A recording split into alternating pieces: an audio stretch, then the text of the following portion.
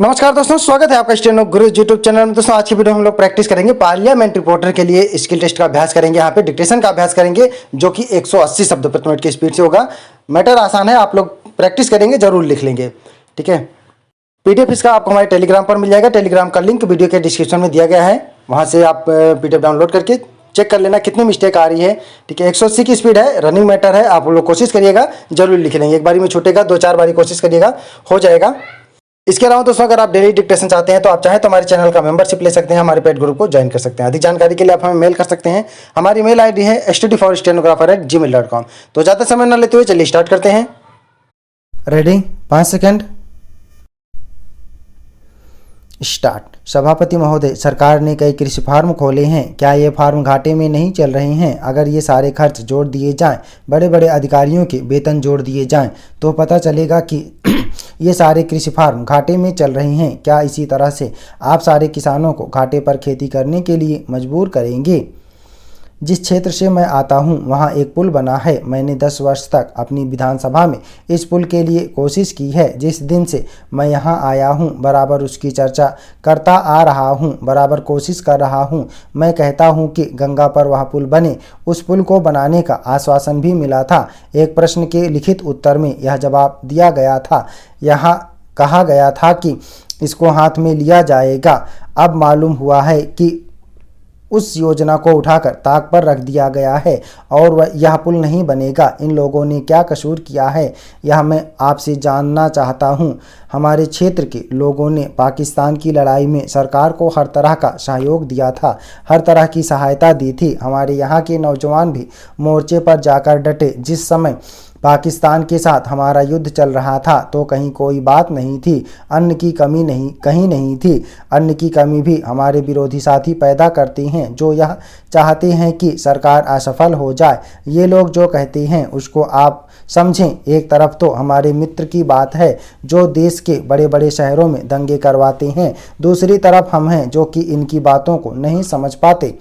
इनको सभी वे लोग मिल जाते हैं जो बेकार होते हैं या जो दंगे करवाने के लिए उत्सुक हैं। इसलिए सरकार का इन सारी चीज़ों की तरफ ध्यान जाना चाहिए और उसको सोचना चाहिए कि क्या तरीका इन सब से बचने का हो सकता है।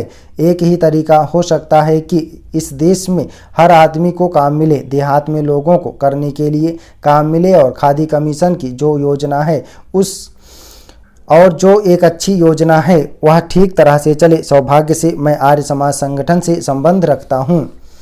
उपाध्यक्ष महोदय, वित्त मंत्री को देश की आर्थिक स्थिति और निर्धनता के संबंध में जितनी जानकारी प्राप्त होती है उतनी किसी अन्य मंत्री को संभव नहीं होती। बजट बनाते समय वैसे तो बजट में आय व्यय का ब्यौरा होता ही है, लेकिन मूल रूप में देश की आर्थिक नीतियों में किस प्रकार का परिवर्तन हो तथा किस मार्ग पर वह देश को चलाना चाहते हैं, सरकार का लक्ष्य क्या है, इन सब नीतियों का बजट में विवरण होता है। हमारे वित्त मंत्री चाहे जिस पद पर भी रहे हों, चाहे वे मुख्यमंत्री रहे हों या केंद्रीय सरकार में रहे हों, उन्होंने शानदार काम किया। जिस समय उन्होंने बजट प्रस्तुत किया उस समय देश को और विशेष रूप से गरीबों को उनसे बहुत सी आशाएं थी। देश में लगभग 6 लाख गांव हैं, उनमें जो बेरोजगारी है, गरीबी है, उसके संबंध में देश की जनता को उनसे बड़ी आशाएं थीं और जनता देखना चाहती थी कि इस अवसर पर सरकारी नीतियों के द्वारा देश को वे क्या मार्गदर्शन देना चाहते हैं। इस दृष्टि से 3 महत्वपूर्ण बातें इस समय देश के सामने थीं। देश का आर्थिक विकास तेजी से हो, अधिक लोगों को काम मिल सके और मूल्यों में स्थिरता आए। जहां तक इन 3 उद्देश्यों का संबंध है, हमने देखा कि उस ओर कुछ प्रयत्न हुए हैं। विशेष रूप से गरीबी हटाओ के संबंध में इस देश में जो चर्चा चल रही है, इस बजट में कुछ सीमा तक उसका उल्लेख मिलता है, क्योंकि जितने भी प्रत्यक्ष कर लगे हैं वे ज़्यादातर धनी लोगों पर और विशेष रूप से शहर के लोगों पर लगाए गए हैं। इस तरह से जो एक प्रकार की आर्थिक असमानता हमारे देश में चल रही है उसको दूर करने का प्रयत्न अवश्य किया गया है। लगभग 5 दशक पूर्व जब हमारा देश स्वतंत्र हुआ था उस समय देश में जितने सरकारी कर्मचारी थे वे ऐसा समझ बैठे थे कि अब तक देश में जिस तरह से अंग्रेजों का प्रशासन चल रहा था उस तरह से काम नहीं चलेगा, क्योंकि कांग्रेस के जो नए लोग आए थे, जो मंत्री बने थे, वे लोग धन के मामले में त्यागी आदमी हैं। धन से उनको मोह नहीं है, लेकिन बाद में उन्होंने देखा कि हमारे मंत्री लोग भी उसी तरह से शानदार जीवन पसंद करने लग गए जिस तरह से अंग्रेज करते थे। उपाध्यक्ष महोदय, जब तक उन लोगों को कुछ आशा हुई कि हम लोग भी उसी तरह से चल सकते हैं जिस तरह से पहले चल रहे थे, लेकिन अभी हाल में जो चुनाव हुआ उससे देश के धनिकों के मन में बड़ा संदेह पैदा हुआ कि इस चुनाव के बाद उनकी स्थिति वैसी नहीं रहेगी जो अब तक चली आती रही है।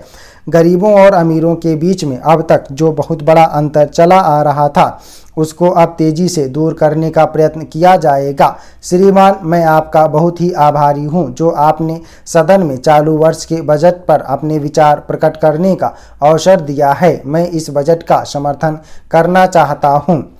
श्रीमान, मैं सबसे पहले अपने दल के नेता प्रधानमंत्री को इस बात के लिए बधाई देना चाहता हूं कि उनके नेतृत्व में देश में कांग्रेस दल को स्पष्ट बहुमत मिला और इसके फलस्वरूप यहां पर केंद्र में एक ऐसी सरकार का गठन हुआ जो कि देश में वास्तव में समाजवाद लाना चाहती है। मैं वित्त मंत्री जी को इस बात के लिए बधाई देना चाहता हूं कि लोकसभा के मध्यावधि चुनाव में जनता द्वारा कांग्रेस दल को जो आदेश दिया गया था उन्हें स्मरण है और वह तन मन धन से उसका पालन करना चाहते हैं। वह आदेश था देश में सामाजिक और आर्थिक विषमता दूर करने का, देश से गरीबी, बेकारी और बेरोजगारी को हटाने का और देश के जो पिछड़े हुए हिस्से हैं उनका पूरा विकास करने का। साथ ही साथ इस बात का भी आदेश था कि देश के अंदर इस प्रकार की सामाजिक और आर्थिक व्यवस्था पैदा की जाए जिसके अंतर्गत जनता शोषण से मुक्त हो सके। श्रीमान, यह ठीक है कि देश में कृषि के क्षेत्र में उत्पादन में वृद्धि हुई है, परंतु इसके साथ ही साथ यह भी दृष्टि में रखना चाहिए कि लागत में भी पूरी वृद्धि हुई है। इसके लिए आवश्यक है कि सिंचाई के साधन बढ़ाए जाएं और अधिक उन्नत बीजों का प्रयोग किया जाए। आज कृषकों को कृषि के यंत्र मिलने में बहुत कठिनाई हो रही है, जैसे छोटे छोटे ट्रैक्टरों का देश में बड़ा अभाव है। उनके बनाने के लिए शीघ्र नए कारखाने खोले जाएं जिससे कृषकों को जल्द से जल्द ट्रैक्टर मिल सकें। देश तभी प्रगति करेगा, ऐसा मेरा विश्वास है।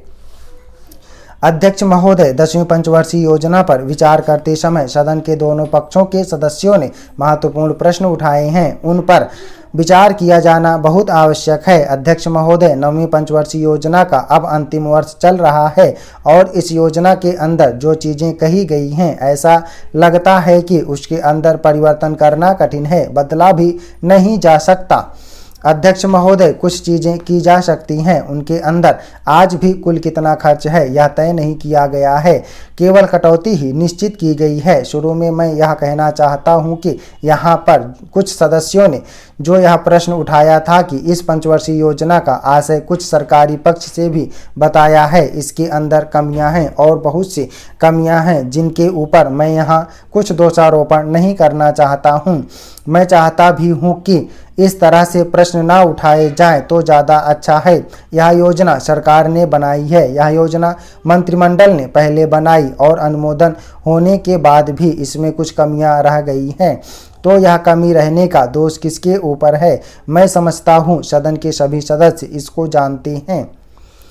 बहुत से लोगों ने दिल्ली के प्रश्न उठाए जो दिल्ली के साथ अन्याय किया गया है, तो मैं समझता हूँ इस बारे में सब आवाज़ उठाएं। इस बात की आज ज़्यादा ज़रूरत है। मैं यह कहना चाहता हूँ भारत सरकार से या जिन्होंने ये सारी योजनाएं बनाई उन्होंने वास्तव में यहाँ के साथ बड़ा बुरा किया, यहाँ के साथ अन्याय किया, क्योंकि उन्होंने इस पंचवर्षीय योजना को बनाते समय ध्यान नहीं दिया कि क्या योजना बना रहे हैं, गलत बना रहे हैं या सही बना रहे हैं, इनसे क्या लाभ हानि होगा, इन सब बातों पर उन्होंने विचार नहीं किया। तो मैं समझता हूँ ऐसी परिस्थितियों के अंदर यह बात ठीक नहीं है। ऐसी दशा में यहाँ पर 5 वर्षों में आने वाली योजनाएं बेकार बनकर रह जाएंगी। जो कटौती निश्चित की गई है उसको समाप्त करना चाहिए ताकि दिल्ली को हम अंतर्राष्ट्रीय स्तर पर एक आदर्श नगर बना सकें। यह बहुत ही आवश्यक है यदि हम इस स्थान की उन्नति चाहते हैं। इसलिए अब मैं अपना कथन इन शब्दों के साथ ही समाप्त करता हूँ। स्टाफ ओके दोस्तों, आप लोग इसको प्रैक्टिस करिएगा और मैटर को ट्रांसक्राइब करिएगा। अगर ट्रांसक्राइब ना भी कर पाए तो प्रैक्टिस जरूर करिएगा। हाथ फ्लो में आएगा तभी आपकी स्पीड और इंक्रीज होगी। ठीक है। बेशक आपको 160 की पास करना है, लेकिन 180 के भी प्रयोग प्रैक्टिस कर लेनी चाहिए। ठीक है, अगर आप 180 की करेंगे तो हाथ फ्लो में आएगा और माइंड उतनी तेज से आउटलाइन सोचेगा और उतनी तेज से हाथ को प्रोवाइड कराएगा, तभी आपका हाथ चलेगा। 180 शब्द प्रति मिनट की स्पीड से है। उम्मीद करता हूं दोस्तों वीडियो आपको पसंद आया होगा, तो वीडियो को लाइक कर देना और अपने दोस्तों के साथ भी शेयर करिएगा ताकि वो भी इसका लाभ ले सकें। और चैनल को सब्सक्राइब करना मत भूलिएगा, जिससे आपको डेली डिक्टेशन और उसका PDF मिल सके। PDF दोस्तों आपको हमारे टेलीग्राम पर मिल जाएगा। टेलीग्राम का लिंक वीडियो के डिस्क्रिप्शन में दिया गया है। अगर आप हमारे टेलीग्राम से नहीं जुड़े हैं तो आप टेलीग्राम गूगल प्ले स्टोर से इंस्टॉल करके उसमें स्टेनो गुरुजी सर्च करेंगे तो भी आप हमारे टेलीग्राम ग्रुप से जुड़ जाएंगे और वहाँ से PDF डाउनलोड कर पाएंगे। अगर इस ई बुक का दोस्तों अगर आपको पूरा PDF चाहिए तो वीडियो के डिस्क्रिप्शन में लिंक दिया गया है। और दोस्तों अगर आप डेली डिक्टेशन चाहते हैं तो आप चाहें तो हमारे चैनल का मेंबरशिप ले सकते हैं या हमारे पेड ग्रुप को ज्वाइन कर सकते हैं। अधिक जानकारी के लिए आप हमें मेल कर सकते हैं। हमारी मेल ID है studyforstenographer@gmail.com। तो वीडियो को पूरा देखने के लिए धन्यवाद। Thanks for watching. जय हिंद, जय भारत।